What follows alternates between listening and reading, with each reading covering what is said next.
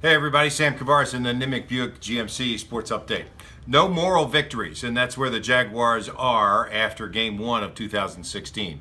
They're 0-1, plain and simple. And they had the ball deep in Packer territory with time on the clock and didn't get the job done.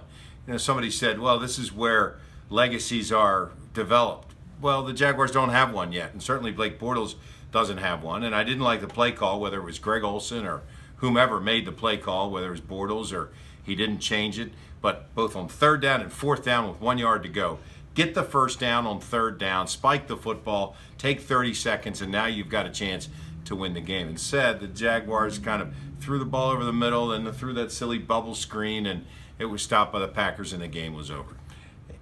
Any other quarterback in the league, say for Aaron Rodgers, probably is sacked a couple of times and maybe throws a couple of interceptions. But it was Aaron Rodgers, and it is the Packers, and maybe they're going to the NFC Championship, and maybe they'll play in the Super Bowl. But at this point, the Jaguars showed that they were able to play with the football team that was presented in front of them, whether they're called the Packers or the Steelers or the Ravens or the Broncos or whomever it is. They played with that team, and they had an opportunity to win.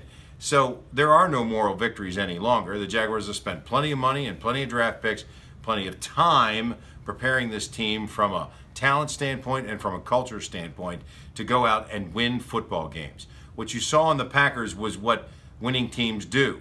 They score after a turnover, like they did in the first quarter. They score right before the half, like they did against the Jaguars. They score with the ball for the first time in the second half, like they did with kicking a field goal. Those are the kinds of things that winning football teams do. They make the plays when they need to. They take advantage of the breaks when they get them. And that's where the Jaguars are trying to get to. I didn't feel like the Jaguars knew how to lose this game, which is different than the past 3 or 4 years. The Jaguars were actually trying to win this game and came up short. Now, that's not necessarily a moral victory, but that's a change in the culture and in what this team has been about. They still have Phillip Rivers and Joe Flacco and Andrew Luck to play in the next 3 weeks, and I still think that they need to go 2-2 in their first 4 games. Well, they've now started 0-1 for the 5th consecutive year, which means they'll now have to go 2-1 in the next 2 if they're going to be competitive in 2016. I'm Sam Kavaris, and that's the Nimnicht Buick GMC Sports Update.